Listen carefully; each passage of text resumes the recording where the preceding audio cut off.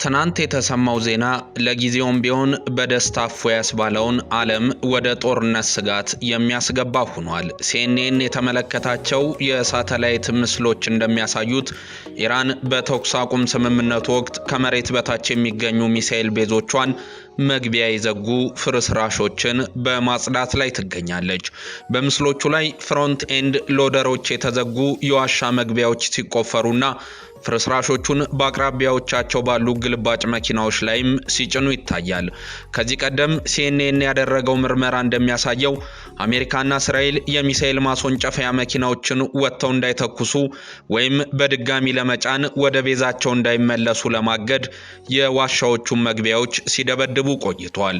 የመረጃ ምንጮቹ ለሲኤንኤን እንደገለጹት ከአንድ ወር ውጊያ በኋላም ቢሆን የኢራን የሚሳኤል ማስወንጨፊያዎች ግማሽ ያሉ አሁንም ደህና እንደሆኑ የአሜሪካ ደህንነት ተቋማት ገምተዋል።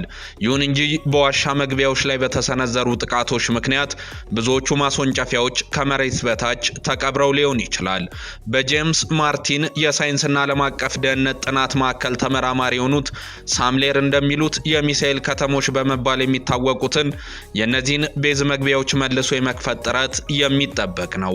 ሌላ አክለውም የተኩስ አቁም ስምምነት ማለት ጠላትህን ከፍተኛ ጊዜ ጥረትና ገንዘብ አውጥተ ያወደምከውን ወታደራዊ አቅሙን መልሶ እንደሚያደራጅ አምነህ መቀበልን ይጠይቃል ብለዋል።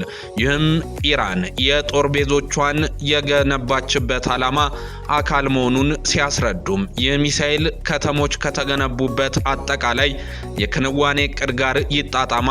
እሱም የመጀመሪያውን ጥቃት ታሳልፋለህ፣ ራስህን ከፍርስራሽ ውስጥ ቆፍረህም ታወጣለህ፣ ከዚያም በድጋሚ ጥቃት ትሰነዝራለህ ሚል ነው ብለዋል። ከዚሁ ጋርም በተያያዘ የአሜሪካው ፕሬዚዳንት ዶናልድ ትራምፕ ጦርነቱ መቼ ይጠናቀቃል ተብለው ሲጠየቁ ልንጨርሰው ነው፣ ከጫፍ ደርሰናል ሲሉ ተደምጠዋል። የዲሞክራቲክ ፓርቲ የሴኔት አባላት በበኩላቸው ሰውየው ጦርነቱን ማቆም አይፈልጉም፣ ሌላ መላምት መምታት አለብን ሲሉም ተሰምተዋል።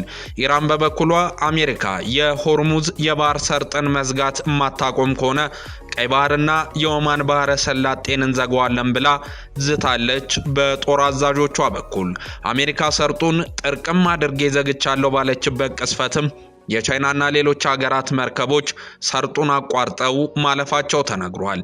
የቻይናው የውጭ ጉዳይ ሚኒስቴር ቃል አቀባይ ጎ ጂያንኩን በበኩላቸው አሜሪካ ሰርጡን ለመዝጋት መወሰኗ አደገኛና ኃላፊነት የጎደለው ተግባር ነው ሲሉ የትራምፕን እርምጃ ተችቷል። የኢራን ሌላዋ ባላንጣ የሆነችው ሳውዲ አረቢያ በበኩሏ ትራምፕ ጦርነቱን ቢቋጩት ይሻላል እያለች ነው። የዚህ ዋና የፍራቻ ምንጭም ሳውዲ በዋነኝነት ነዳጅን ጨምሮ ሌሎችንም የውጭና ገቢ ምርቶቿን የምትልከውና የምታስገባው የመን የምታዋስነው የቀይ ባህር አካል ባበል መንደብን ኢራን እዘጋዋለሁ ማለቷ ያመጣው ስጋት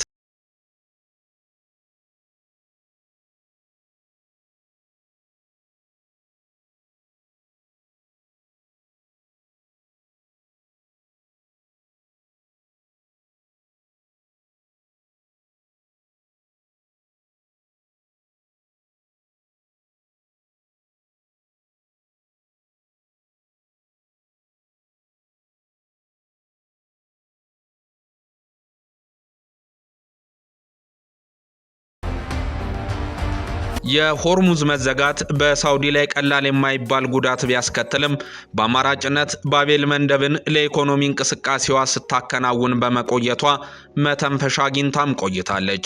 ኢራን አንድ ቀን ልትወገኝ ትችላለች በሚል ፍራቻ የሰነበተችው ሳውዲ ለረጅም ዓመታት የአሜሪካ ዘመናዊ የጦር መሳሪያዎችን በመሸመት የሚያክላት የለም።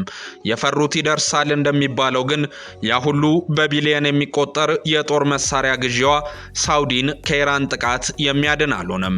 ባቤል መንደብ ወሳኝ የቀይ ባህር መውጫና የሀገራት ንግድ የሚተላለፍበት በመሆኑና ሀገራት ብሔራዊ ጥቅማቸውን ለማስጠበቅ ሲሉ ነው በጅቡቲ የጦር ሰፈራቸውን በማስፈር ቀጠናውን በንቃት እየጠበቁ ዓመታትንም ያሳለፉት። ጅቡቲና ኤርትራን ጭምር የሚነካ በመሆኑም ዳፋው ለኢትዮጵያ መትረፉ አይቀርም። ትራምፕ በበኩላቸው ለቻይናዎቻቸው ሺጂንፒንግ ለኢራን የጦር መሳሪያ አትርዱብኝ ብለው በደብዳቤ ጠይቄያቸዋለሁ ሲሉ መናገራቸው ማስገረሙ አልቀረም። ይህ በእንዲህ እንዳለም በሰው ልጅ ታሪክ ውስጥ እጅግ ጠንካራው የባህር ኃይል የሆነው የአሜሪካ ባህር ኃይል 11 በኒኩሌር የሚሰሩ የአውሮፕላን ተሸካሚ መርከቦች፣ 90 አውዳሚና ተዋጊ መርከቦች፣ 70 ሰርጓጅ መርከቦችና ከ290 ሺህ በላይ ንቁ ወታደሮች ያሉት ቢሆንም 33.7 ኪሎ ሜትር ስፋት ያለውን የውሃ አካል እንዳሰበው ሙሉ ለሙሉ መቆጣጠር አለመቻሉ አስገራሚ ሆኗል። የሆነው ደግሞ በሌላ ልዕለ ኃያል ሀገር ምክንያት አይደለም፣ በሩሲያና ቻይና ምክንያትም አይደለም። ከኖርዌይ ያነሰ ጥቅል የሀገር ውስጥ ምርት ጂዲፒ ባላት ሀገር ምክንያት እንጂ። ለብዙ አስርት ዓመታት በኢኮኖሚ ማዕቀብ ስር ያለች ሀገር አሁንም በ1970ዎቹ የገዛችውን ወታደራዊ መሳሪያ የምትጠቀም ሀገር ኢራንና የሆርሙዝ ሰርጥ። ይህ አሁናዊ ሁኔታ ግን ማን ትልቅ ወታደራዊ ኃይል አለው የሚለውን ሳይሆን ስለ ጂኦግራፊ፣ ስለ አስሜትሪክ ወይም ተመጣጣኝ ያልሆነ የጦርነት ታክቲክና አሜሪካ ምንም እንኳን ከአቅም በላይ የሆነ የተኩስ ኃይል ቢኖራትም በጠመንጃ ብቻ ልትወጣው ማትችለው ወጥመድ ውስጥ ለምን እንደገባችም የሚያሳይ ነው። የዓለማችን እጅግ አስፈላጊው የሆርሙዝ የውሃ መንገድ 20 በመቶ የሚሆነው የነዳጅ አቅርቦት የሚያልፍበት መተላለፊያ ለምን በኢራን እስላማዊ ሪፐብሊክ ቁጥጥር ስር ቆየ የሚለውም ወሳኝ ጥያቄ ነው። ኢራን ሰርጡን ለመዝጋት ብትሞክር አሜሪካ በቀላሉ የባህር ኃይሏን በመላክ ቁጥጥርን በመመስረትና ወሽመጡን በኃይል መክፈት ትችላለች የሚለው ይህ አስተሳሰብ። ይህ ሐሳብ በአንደኛው ክፍለ ዘመን ወታደራዊ በላይነት ምን ማለት እንደሆነ በመሰረቱ የተሳሳተ ግንዛቤ ያለው ሲሆን ኢራን ላለፉት 4 አስርት ዓመታት ፍጹም ያደረገችውን የተለየ ጂኦግራፊያዊና ወታደራዊ መርህ የሚገፋና ችላ ሚል አተያይም ነው። የአሜሪካ ባህር ኃይል የተገነባው ለብሉ ዋተር ወይም ጥልቅ ውቅያኖስ ጦርነት፣ ለክፍት ውቅያኖስ ውጊያዎች፣ በረጅም ርቀት ኃይልን ለሚያሳዩ የአውሮፕላን ተሸካሚ ግብር ኃይሎች፣ ለአየር የበላይነትና ለስትራቴጂካዊ መከላከያ እንደሆነም ይነገራል። የባህር ኃይሉ ለቆመለት ዓላማም ግዳጆችን ለመፈጸም ምርጡ እንደሆነ ይነገርለታል። ነገር ግን የሆርሙዝ ወሽመጥ ጥልቅ ውቅያኖስ አይደለም፣ ጥልቀት የሌለው ጠባብና የተዘጋ የውሃ አካል እንጂ። ይህ ደግሞ ለአውሮፕላን ተሸካሚዎች፣ ለሚሳኤልና መሰል ወታደራዊ ጥቃቶች አስቸጋሪ ሊሆን የሚችል አካባቢ አድርጎታል። እነዚያ የአሜሪካ ኃይል ተንሳፋፊ ከተሞች የሆኑት ግዙፍ አውሮፕላን ተሸካሚ የጦር መርከቦች ለመንቀሳቀስ ሰፊ ቦታ ያስፈልጋቸዋል። ጥግ እንዳይዙ ጥልቀት ያስፈልጋቸዋል። በፋርስ ባህረ ሰላጤና በሆርሙዝ ወሽመጥ ውስጥ እጅግ ተጋላጭም ይሆናሉ። በ2002 የአሜሪካ ጦር በታሪክ ውስጥ ካሉት ትልቁና ውድ የሆነው ወታደራዊ ሲሙሌሽን ወይም ሙከራ ወይም ሚሊኒየም ቻሌንጅ 2002ን አካሂዶም ነበር።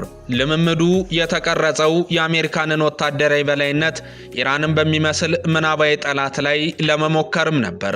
የጠላት አዛዥ የነበሩት ጡረተኛው የባህር ኃይል ጄኔራል ፖል ቫን ሪፐር ያልተለመዱ ታክቲኮችን፣ ትናንሽና ፈጣን ጀልባዎችን፣ ያልተጠበቁ የጥቃት መንገዶችና በርካቶች የሚሳተፉበትን ውጊያዎች ስልት ተጠቀሙ። ውጤቱስ? የቫን ሪፐር የሲሙሌሽን ኃይሎች በመጀመሪያ የውጊያ ቀን የአውሮፕላን ተሸካሚ መርከብን ጨምሮ 16 የአሜሪካ የባህር ኃይል መርከቦችን አጥለቀለቁ። አሜሪካውያን እንዲያሸንፉ የቫን ሪፐር ኃይሎች በሰው ሰራሽ መንገድ ተዳክመው ልምምዱ እንደገና እንዲጀመርም ተገደደ። ያ የሆነው በ2002ም ነበር። ኢራን ላለፉት 2 አስርት ዓመታት በሲሙሌሽን ውስጥ ሙሉ የአውሮፕላን ተሸካሚ ግብረ ኃይልን ያወደመውን አይነት የአሲሜትሪክ ጦርነት አቅም ስትገነባ፣ ስታሻሽልና ስታሰፋ ቆይታለች። አሁን ወደ ሌሎች ዝርዝር ጉዳዮች እንግባ፣ ምክንያቱም እዚህ ጋር ነው ነገሩ በእውነት አስፈሪ የሚሆነው። የኢራን ስትራቴጂ በሆርሙዝ ወሽመጥ አሜሪካንን በተለመደው የባህር ኃይል ውጊያ መቅጠም አይደለም፣ ያ ራስን ማጥፋት ነው። ይልቁንም ኢራን ወታደራዊ ተንታኞች አንቲ አክሰስ ኤሪያ ዲኒያል ወይም A2AD ብለው የሚጠሩት ስትራቴጂን በማዘጋጀት ለብዙ አስርት ዓመታት አሳልፋለች። ዓላማው የአሜሪካ ባህር ኃይልን ማሸነፍ አይደለም።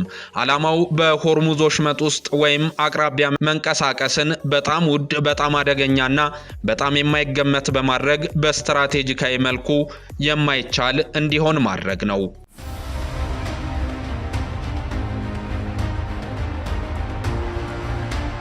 ይህንን ለማድረግ የገነቡት የጦር መሳሪያ ግምጃ ቤት ውስጥም የመርከብ መቃወሚያ ሚሳኤሎች ይገኙበታል። ኢራን በዓለም ላይ ካሉት ትልቁና የተለያየ የጸረ መርከብ ሚሳኤል ክምችት አንዱን ታንቀሳቀሳለች። በአገር ውስጥ የተመረተው የኑር ሚሳኤል የቻይናው ሲ802 ቅጂና ማሻሻያ ሲሆን 170 ኪሎ ሜትር የሚጓዝና ከውሃ ወለል በላይ በዝቅተኛ ከፍታም የሚበር ነው። ይህ ማለት ከውሃ ወለል ከ5 እስከ 15 ሜትር ከፍታ ላይ ስለሚበር በራዳር ለመለየት እጅግ አስቸጋሪ ያደርገዋል። ኢራን እነዚህን ሚሳኤሎች በመርከቦች ላይ ብቻ ሳይሆን በባህር ዳርቻ ባሉ የዛግሮስ ተራሮች በተጠናከሩ ከመሬት በታች ባሉ ተቋማትና በወሽመጥ ውስጥ በምታጠራቅማቸው ደሴቶች ላይ በሚንቀሳቀሱ ማስወንጨፊያዎች ላይ አሰማርታለች። በቅርቡ ኢራን ከ700 ኪሎ ሜትር በላይ ርቀት የሚጓዘውንና ከፍተኛ ትክክለኝነት ያለው የአቡ ማህዲ ክሩዝ ሚሳኤልንም አስተዋውቃለች። ይህ በክልሉ ያሉ የአሜሪካ ጦር ሰፈሮችን ጨምሮ ከወሽመጡ እጅግ ርቀው ያሉ ኢላማዎችንም ሊመታ ይችላል። በተጨማሪም ኢራን የሚንቀሳቀሱ የባህር ኃይል መርከቦችን ለመምታት ተብሎ የተነደፈ ካሊጅ ፋርስ የተባለ የባሊስቲክስ የጸረ ሚሳኤል መርከብ ሚሳኤልም አላት። በድምጽ ፍጥነት የሚጓዝና ወደ መርከብ ተጠምዝዞ የሚወርድ የባሊስቲክስ ሚሳኤል ይህ እጅግ የላቁ የባህር ኃይል መከላከያ ዘዴዎችን እንኳን ለመመከት የሚቸገሩበት መሳሪያም ነው። ኢራን በፋርስ ባህረ ሰላጤና በሆርሙዝ ወሽመጥ ጥልቀት ለሌላቸው የውሃ ስራዎች ተስማሚ የሆኑ በአገር ውስጥ የተሰሩ ፋታህና ጋዲር የተባሉ አነስተኛ ሰርጓጅ መርከቦችን ታንቀሳቀሳለች። እነዚህ ሰርጓጅ መርከቦች ጥልቀት በሌለው በድምፁ ስብስብ በሆነው የጀርባ ጩኸት፣ የሙቀት ልዩነትና ከፍተኛ የንግድ ትራፊክ ባለበት የወሽመጥ ውሃ ውስጥ ለመታወቅ የማይቻል በሚባል ደረጃ ላይም ናቸው። በአውሮፓውያኑ አቆጣጠር በ2015 አንድ የኢራን ሰርጓጅ መርከብ ሳይታወቅ የአሜሪካ አውሮፕላን ተሸካሚ ግብረ ኃይልን ለረጅም ጊዜ በተሳካ ሁኔታ ተከታትሏል። ይህም በአሜሪካ የባህር ኃይል ተቋም ውስጥ ድንጋጤን የፈጠረ ብቃት ማሳያም ነበረ። ከኢራን መደበኛ ባህር ኃይል የተለየው የእስላማዊ አብዮታዊ ጥበቃ ጦር ባህር ኃይል በ2002 የጦር ልምምዶችን የቫን ሪፐር ምናባዊ መርከቦችን ባወደመው የመንጋ ታክቲክ ላይ የተካነ መሆኑም ይነገርለታል። ሮኬቶች፣ ቶርፔዶዎችና መትረየስ የታጠቁ በመቶ የሚቆጠሩ ትናንሽና ፈጣን ጀልባዎችን ያንቀሳቅሳሉ። እነዚህ ጀልባዎች በሰዓት ከ70 ኖት በላይ ፍጥነትም ሊጓዙ ይችላሉ። ርካሽ ተተኪ ያላቸውና በመንጋ ሲሆኑም አስፈሪ ናቸው። መመሪያው ቀላልና አውዳሚ ነው። በደዘን የሚቆጠሩ ወይም በመቶ የሚቆጠሩ ጀልባዎችን በመጠቀም በአንድ ጊዜ ከተለያዩ አቅጣጫዎች በማጥቃት የአንድ መርከብ የቅርብ ርቀት መከላከያ ዘዴዎችን ማጨናነቅ የሚለው የኢራን ውጊያ ስልት ነው።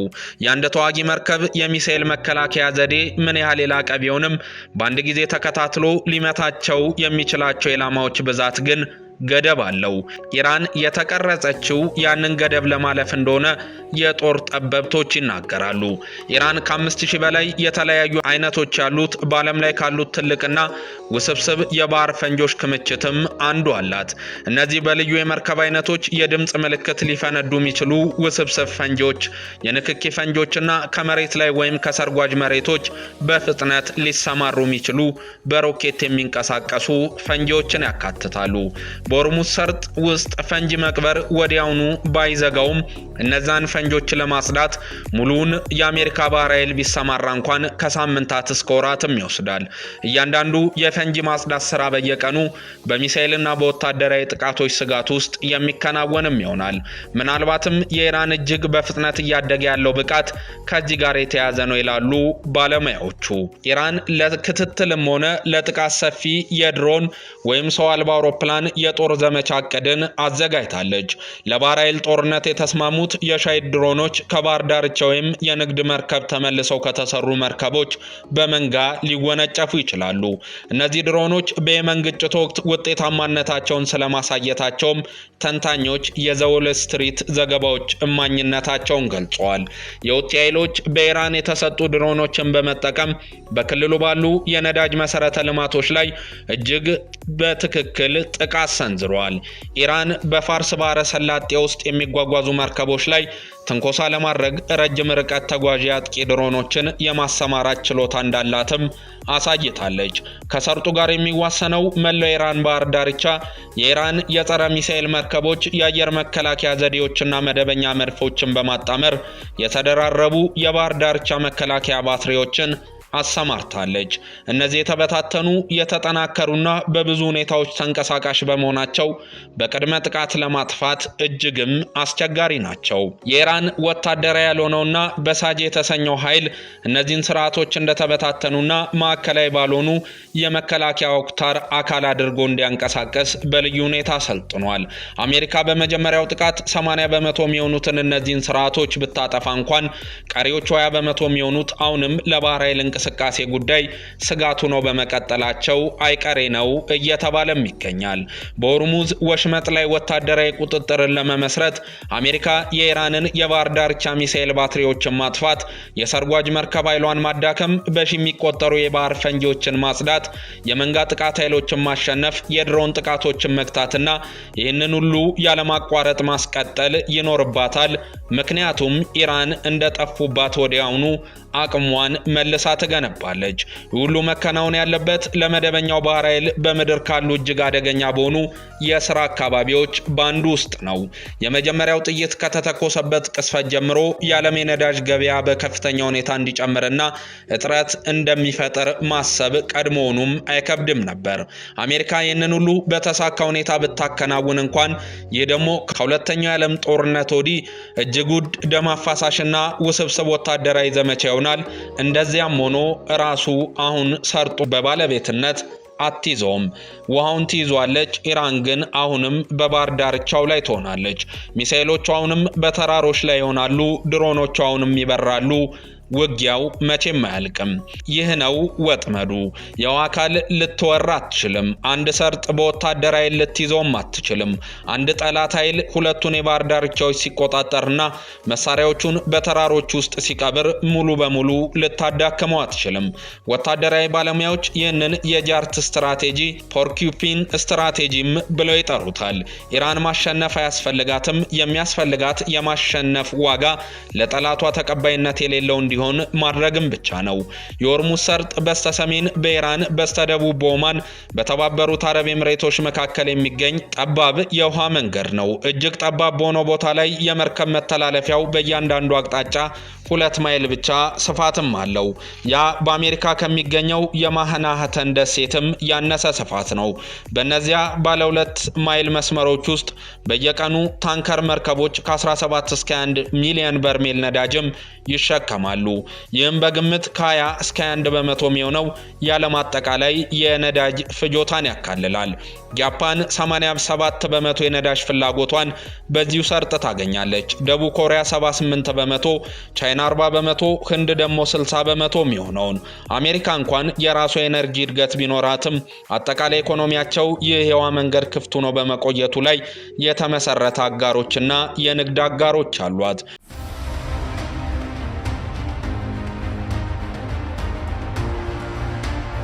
የሆርሙዝ ሰርጥን ዝጉትና በጥቂት ሳምንታት ውስጥ ከ1970ዎቹ የነዳጅ ቀውስ በ10 እጥፍ የከፋ እጅግ አስከፊ የዓለም ኢኮኖሚ ቀውስ ትቀሰቅሳላችሁ የሚሉ ማስፈራሪያዎች ሲሰነዘሩም ተሰምተዋል። የዓለም የነዳጅ ዋጋ በአንድ በርሜል ከ$200 በላይ ይጨምራል። የአቅርቦት ሰንሰለቶች ይፈርሳሉ፣ ኢንዱስትሪዎች ይዘጋሉ፣ መንግስታት ከፍተኛ ህዝባዊ አመፅን ይጋፈጣሉ። ይህ ወታደራዊ ሀብት ብቻ አይደለም፣ የኢኮኖሚ ጥፋት የጅምላ ጨራሽ መሳሪያም ነው። ኢራን ልክ በላዩ ላይ ተቀምጣለች። የኢራን የባህር ዳርቻ በጠቅላላው የወሽመጡ ሰሜናዊ ጫፍ ላይ ይሰራል። ግዛቷ በጥሬው የመርከብ መስመሮቹን ቁልቁል ይመለከታል። በወሽመጡ መካከል ስልታዊ በሆነ ቦታ ላይ የሚገኙት የቱንም ደሴቶችና የአቡ ሙሳ ደሴት በኢራን ቁጥጥር ስር ናቸው። ይህም በቀጥታ በታንከር ትራፊክ መንገድ ላይ ወታደራዊ ቦታን ይሰጣታል። ከኢራን ዳርቻ እስከ መርከብ መስመሩ መሃል ያለው ርቀት ከ40 ኪሎ ሜትር ያነሰም ነው። ዘመናዊ ሚሳኤሎች ከ2 ደቂቃ ባነሰ ጊዜ ውስጥ ሊሸፍኑት የሚችሉት ርቀት። ታዲያ ይህ ሁሉ ምን ማለት ነው? በ21ኛው ክፍለ ዘመን እውነተኛው ወታደራዊ ኃይል ማን ትላልቅ መርከቦች ወይም ብዙ የኒኩለር ጦር መሳሪያዎች አሉት ማለት አይደለም። ጂኦግራፊ ግን ባልተመጣጠነ ስርዓተ ስልት ስራውን ይሰራል። የትኛውም ጠላት ለየትኛውም ጠላት በእውነት ዝግጁ እንደሆነና መረዳትና ወጥመድ መግቢያ ላይ መቆምን ማወቅ አንዱ ብልሃት ነው ይባላል። ኢራን ፍጹም የሆነውን ወጥመድ ለመገንባት 4 አስርት ዓመታትን አሳልፋለች። በሚሳኤሎች፣ በፈንጂዎች፣ በሰርጓጅ መርከቦችና በድሮኖች የተሞላ የ21 ማይል ስፋት ያለውም ወጥመድ። ይህ ወጥመድ ቢቀሰቀስ የባህር ኃይል ሀብቶችን ብቻ ሳይሆን የዓለምን ኢኮኖሚም ያጠፋል። በመካከለኛው ምስራቅ ያለው የአሜሪካ አጋር ሁሉ ያናጋልና ለአሜሪካ የጂኦፖለቲካ ተቀናቃኞች ሊያገኙት የሚችል እድልን በሩን ወለል አድርጎም የሚከፍት ይሆናል። አሜሪካ የሆርሙዝ ሰርጥን መቆጣጠር አትችልም። ይህ የሆነው ወታደራዊ ኃይሏ ደካማ ስለሆነ ሳይሆን እንደ ሀገር ሊከፈል የማይችለውን ዋጋ መቆጣጠር የማይቻል በመሆኑ ነው። የሆርሙዝ ሰርጥ የኢራን የማሸነፊያ ካርታ ነው ይላሉ በርካቶችም። በጦርነቱ ወቅትም ቢሆን ኢራን ጥርቅም አድርጋ ዘግታ አሜሪካ ሳትወድ በግዷ አሸነፍኩት ባለችው ጦርነት ለድርድር እንድትቀመጥ ያደረገችበት ትልቁ መሳሪያዋም ነው። እውነተኛው ጥያቄ አሜሪካ ሰርጡን መያዝ ትችላለች ወይ የሚለው አይደለም። እውነተኛው ጥያቄ ኢራን ያንን ካርታ በእውነት ለመጠቀም በምትወስንበት ቀን ምን ይከሰታል የሚለው ነው። ዓለም ዛሬ ላይ ሊመክርበት የሚገባ ውይይትም ይህ መሆን አለበት።